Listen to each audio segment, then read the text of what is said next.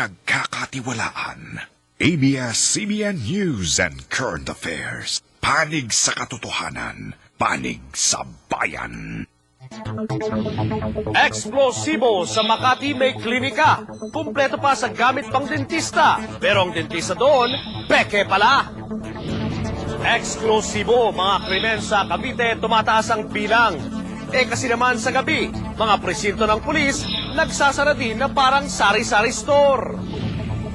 Expose! Test booklet na ginamit sa nakaraang nursing board exam natuklasang binibenta na sa tapat mismo ng Professional Regulations Commission.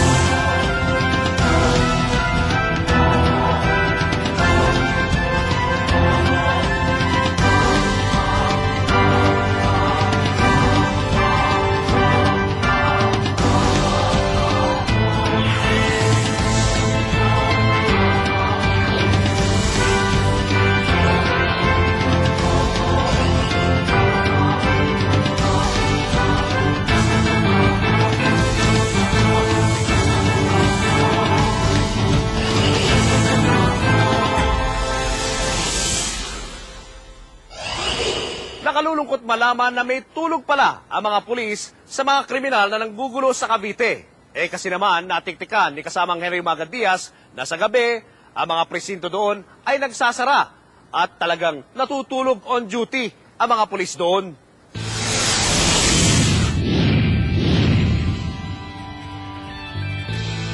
Sa pagsasaliksik ko ng mga istoryang pang-expose sa XXX, napasakamay ko ang dokumentong nagsasaad ng bilang ng mga napatalang krimen sa Cavite, Laguna, Rizal at Quezon.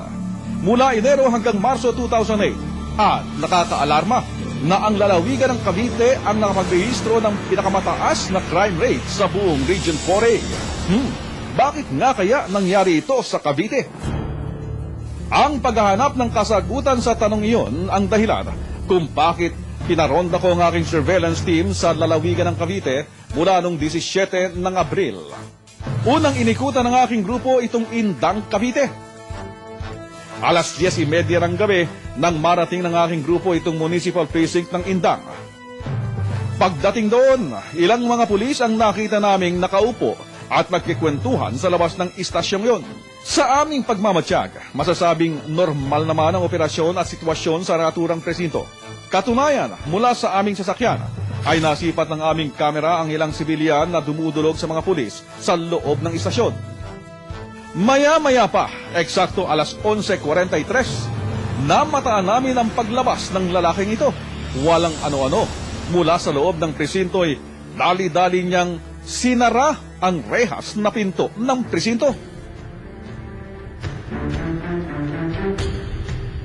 At tanging naiwang nakabukas ay ang ilaw lamang ng karatulang ito ng Police Municipal Precinct na yun. Bakit sila nagsarado? Hindi ba't dapat ay parating bukas ang presinto ng pulisya 24 oras araw-araw? Dahil sa nangyari, hindi namin iniwan ang naturang presinto. Kaya nga naidokumento namin na nanatili itong sarado nung buong magdamag na yun. Bandang alas 5 naman ng madaling araw nang magbukas ang isang sari-sari store na katabi ng presinto. Lalo tuloy napansin na ang kapitbahay nilang police station ay saradong-sarado pa rin. Putok na ang araw nang muling magbukas ang presintong yun. At mula sa loob, naglabasan ng ilang kalalakihan na naghihikap-hikap at pupungas-pungas pa. Doon na natapos ang unang araw ng aming pagmamatyaga. Makalipas ang 3 araw, muli naming binalikan ang presintong iyon sa Indang, Cavite. Pasado alas 10 na nang muli naming tambayan ang harap ng presintong na una na naming minanmanan. Dooy na video namin ang ilang pulis na naguhuntahan sa labas. Maya-maya pa, nagsipasukan na ang pulis sa loob ng presinto. At mula sa bintana ng presintong yon ay nasipat namin ang pulis na ito habang tila nagpapalit ng damit. Ilang saglit pa, nagpatay na siya ng ilaw. Noong mga oras na yon, isang bagay lamang ang aming naisip. Mukhang matutulog na sila. At hindi nga kami nagkamali dahil maya-maya lamang, isang pulis ang lumabas para kunin ang upuan na nasa labas ng presinto. Sa kanyang pagpasok, sinara na niya ang rehas na pintuan. Sarado na ang tindahan. Presinto pala. Dakong alas 3 na ng madaling araw nang matunugan namin na may nangyayaring gulo. Ilang metro lamang ang layo mula sa presinto na aming binabantayan. Nagkasuntukan at nagkaawatan pero walang pulis na rumiresponde. Mukhang himbing na himbing nga sila sa loob ng presintong nakasara.